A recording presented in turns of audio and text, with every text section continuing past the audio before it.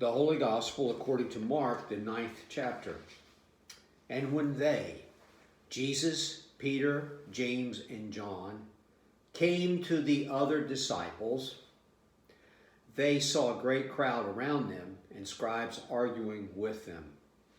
And immediately all the crowd, when they saw Jesus, were greatly amazed and ran up to him and greeted him. And he asked them, "What are you arguing about with them?" And someone from the crowd answered him, "Teacher, I brought my son to you, for he has a spirit that makes him mute. And whenever it seizes him, it throws him down, and he foams and grinds his teeth and becomes rigid. So I asked your disciples to cast it out, and they were not able." And Jesus answered them, "O faithless generation, how long am I to be with you? How long am I to bear with you? Bring him to me." And they brought the boy to Jesus. And when the spirit saw him, immediately it convulsed the boy, and he fell on the ground and rolled about, foaming at the mouth. And Jesus asked his father, "How long has this been happening to him?" And the father said, "From childhood. And it has often cast him into fire and into water to destroy him. But if you can do anything, have compassion on us and help us." Jesus said to him, "If you can. All things are possible for one who believes." Immediately, the father of the child cried out and said, "I believe, help my unbelief."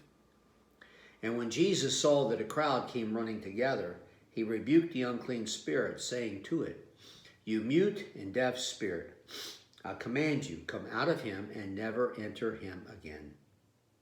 And after crying out, convulsing him terribly, it came out. And the boy was like a corpse, so that most of them said, "He is dead." But Jesus took him by the hand and lifted him up, and he arose. And when he entered the house, his disciples asked him privately, "Why could we not cast it out?" And Jesus said to them, "This kind cannot be driven out by anything but prayer." The gospel of the Lord. The time and place for this. It takes place toward the summer before the following spring in which Jesus will be crucified, which means he's got 7, 8, 9 months or so left in his ministry. He's 2/3, 3/4, maybe 80% of the way through his ministry at this point. The location is right after the transfiguration of Jesus. Jesus took 3 disciples, his inner circle, Peter, James, and John, went up on a high mountain by themselves. They left the other 9 disciples below them somewhere. That is likely to be Mount Hermon, which is north, in the north area of where the Israelites lived in those days. So this story commences as Jesus and the other 3 disciples come back to the other disciples and people who are waiting for them. So when it came to the disciples, that's Jesus and the 3 disciples, saw a great crowd among them and the scribes arguing with them. The argument was probably between the scribes and the disciples. It's not known for certain what they were arguing about. Some people believe that the topic of the argument was about the disciples being unable to cast a demon spirit out of this boy. And in that situation, this tells us the scribes and the religious elite were following Jesus everywhere, even to the northern extremes of where the Israelites lived. So they were keeping tabs on him, probably sending messengers and messages back to Jerusalem, maybe trying to find a way to get rid of him, to mount up evidence against Jesus. In this case, with the disciples unable to cast out a demon, it would have delighted the scribes. Because in those days, a master was responsible for disciples, a teacher responsible for the students, what they could and could not do. A failure by the students would be imputed to being a failure of their leader. And that would allow the scribes to say, Jesus is just putting on a facade. He's not the Son of God. He can't do miracles because his students, his disciples, cannot do the miracles.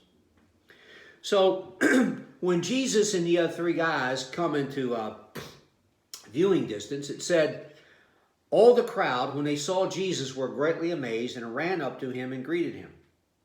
This is an important point. This reading is full of important points, and here's one of them. Immediately, the crowd, when they saw Jesus, were amazed, and not just amazed, greatly amazed, greatly amazed. They were greatly amazed upon seeing Jesus. It was not unusual in the scriptures for people to be amazed at what Jesus said. It was certainly not unusual for people to be amazed at what Jesus did. But here, Jesus did not have time to do anything in front of them or say anything in front of them. They were amazed simply at seeing him. They were amazed simply at being in his presence. Therefore, there's a teaching for us there. Are we still amazed at being in the presence of Jesus? Or have we grown accustomed to him? Are we too comfortable in our relationship? Are we too comfortable in our faith? When we become too comfortable in a relationship, we tend to take the other party in the relationship for granted. Do we take Jesus for granted? When was the last time we were amazed at being just in his presence and talking to him? Not amazed at the great things he did for us, but just being in his presence. We have to guard against becoming dull and complacent in our relationship with Christ. So Jesus saw these people. He said, what were you arguing about with them? And he's probably asking his disciples, what were you arguing about with these scribes? Someone in the crowd responded, said, Teacher, I brought my son to you. For he has a spirit that makes him mute. Whenever it seizes him, it throws him down. And he foams and grinds his teeth and becomes rigid. The description sounds like epilepsy, the seizures from that. In fact, in some translations, when the particular translation in the Bible allows you to put a little caption that heads up a story, sometimes it says Jesus heals an epileptic. This is not epilepsy. This was not epilepsy. This was demonic possession, and it manifested itself in the symptoms that you'd see in epilepsy, or the demonic possession caused epilepsy. But this was not an epileptic, and there are multiple reasons why that will be detailed and mentioned as we go through this. So the father said, I brought my son to you, and here's what he does. This demon, this spirit, he said, so I asked your disciples to cast it out, and they were not able. All right? So the man was certainly looking for Jesus, could not find him. He went to his disciples, figuring if Jesus could cast out a demon, his disciples could, but they were not able. Jesus responded. He said, O faithless generation, how long am I to be with you? How long am I to bear with you? Sounds like an exasperated parent. How long do I have to put up with your disobedience? How long do I have to put up with your not listening to what I say? Sounds like an exasperated parent. This was an exasperated Jesus. This was an exasperated God. He said, O faithless generation, which simply means, O generation without faith. Likely he was not talking just to his disciples. Likely he was not talking just to the scribes. Likely he was not talking just to the other people there. Likely he was talking to all people alive at that time in that part of the world where the Israelites lived. Here's the reason. The actual ministry of Jesus was 3.5 years long. in that part of the world at that time. If you go back to the beginning of mankind and bring it forward to that point, and then you continue now until the end of time, that's a lot of years. And all those years, only 3 to 3.5 years, was Jesus physically in his ministry on earth. The people who lived at that time, that exact time, 3.5 years, in that part of the world were privileged and honored as no people in any 3 to 3.5 year period of time in all of history. They heard what Jesus said. They saw what he did. They could follow him. They could talk to him. He did not do things in secret. And yet most of those people were without faith. They were faithless. So he said, bring him to me. I'll fix the problem. When they bring the boy to Jesus and the spirit saw Jesus, immediately convulsed the boy. He fell on the ground and rolled about, foaming at the mouth. That's one of the indicators this is not epilepsy. This is demonic possession. It was not unusual in the scriptures that when Jesus encountered a man who was possessed by a demon, the demon reacted. It's not epilepsy. That's not a medical condition. It's a spiritual condition. So Jesus asked his father, how long has this been happening to him? That's an interesting question. It's interesting because Jesus, being God, already knew how long this had been happening to the boy. And also, it didn't matter to Jesus. It didn't matter how long it had been happening. I suspect that Jesus asked the question knowing that the answer would be recorded and the answer would signify something. This was not just a recent problem. This was not something acute that just happened that day. It was chronic, part of the boy's life, part of the family's life. So the father said from childhood, as often cast him into fire and into water to destroy him. There's another indicator this is not epilepsy. Have you ever heard of the medical condition epilepsy? Picking up an epileptic, physically picking up an epileptic and carrying or thrusting the epileptic into the nearest body of water, the nearest ocean or lake or river or creek or swimming pool? No, this is not epilepsy.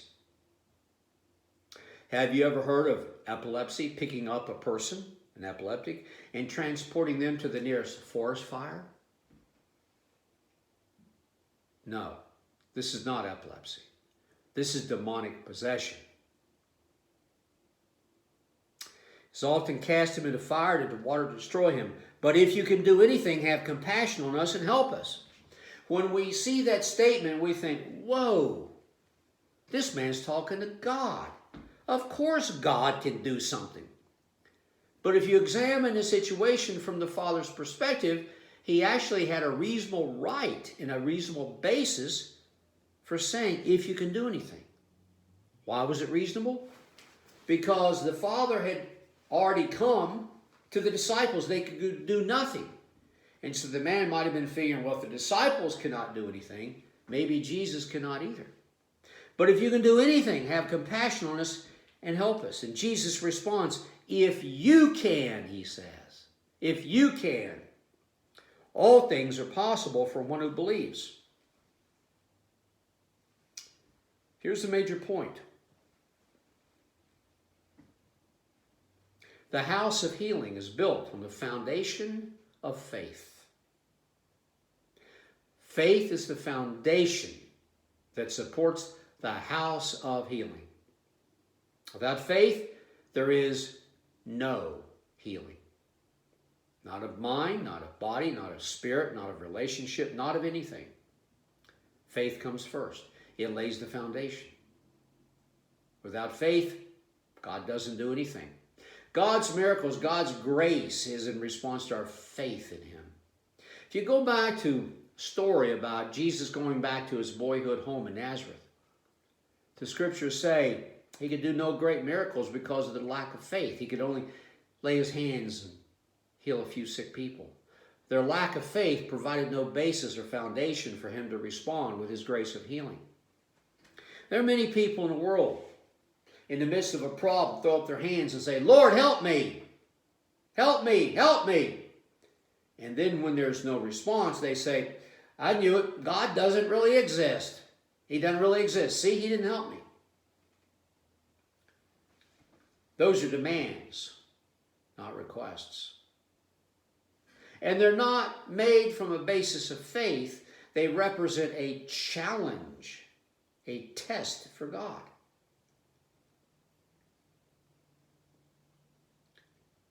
A house of healing is built on the foundation of faith. All things are possible for one who believes. Immediately the Father responds. And he says what I think is about the most honest statement that a human being can ever say. He says, I believe. Help my unbelief. I believe. Help my unbelief. Lord, I've got good faith in you. I may have great faith in you, but you know, it's not 100%. Help me. Lord, I'm moving in the right direction of my faith. It's strong, but you just got to help push me across the finish line of faith. No one has absolute and complete and total faith. Nobody. This man acknowledges what we already know inside, but are usually afraid to admit. Admitting that there are some holes in the tapestry of our faith is the first step in having those holes knit together. I believe, help my unbelief. When Jesus says that he saw the crowd running toward him, he rebuked the unclean spirit. He said to it, you mute and deaf spirit, I command you, come out of him and never enter him again. So he's not just mute, he's deaf also. Think about this. Someone there, a young person, cannot hear, they cannot speak. That means they're isolated from their family. It means they're isolated from God. They can't learn about their faith. Isolated. The devil loves to work in the workshop of isolation. The more we are isolated from others and the more we're isolated from God, the more the devil can have his way with us. I think over the last 15 months, coronavirus has also served as Satan's playground because we've been isolated from worshiping the church. We've been isolated from relationship with God. We've been isolated from others. And as the science says, nature abhors a vacuum. Vacuums get filled. If we have a vacuum brought to us by isolation, watch out. Satan will fill the vacuum with what he wants to do. So he commands the demon to come out of him, and after crying out, the demon convulses the boy terribly. He comes out, boy looks like a corpse. Some people said he's dead. Jesus takes him by the hand, he lifts him up. He's fine, he's healed. And then the scene shifts suddenly. It said when they entered the house, so Jesus and the disciples going to a home nearby, his disciples asked him privately, why can we not cast it out? Jesus said, this kind cannot be driven out by anything but prayer. It was very strange that the disciples could not cast out the demon when the Father asked them to, because you see, Jesus had already empowered and authorized them with such power to cast out demons and heal the sick. He sent them out on ministry trips, and they came back saying even the demons respond to us, are subject to us. So they had the power and authority to cast out demons, but in this situation they could not. It sounds like they tried to cast out the demons in their own power, and they did not let God fight the battle. This kind cannot be driven out by anything but prayer. They did not pray to God first. They reacted. They may have reacted because here comes the Father, and there would have been other people with the Father, and the scribes hanging around. Maybe they feel like they had to show their bona fides and how powerful they were, how good they were, how godly they were, how righteous they were. Maybe they felt like this was a test they had to perform. And they leapt out in front of God. And they tried to fight the fight. Whereas we are told in the scriptures that the battle is the Lord's. Lead in prayer. Lead in prayer. In the name of God. Amen.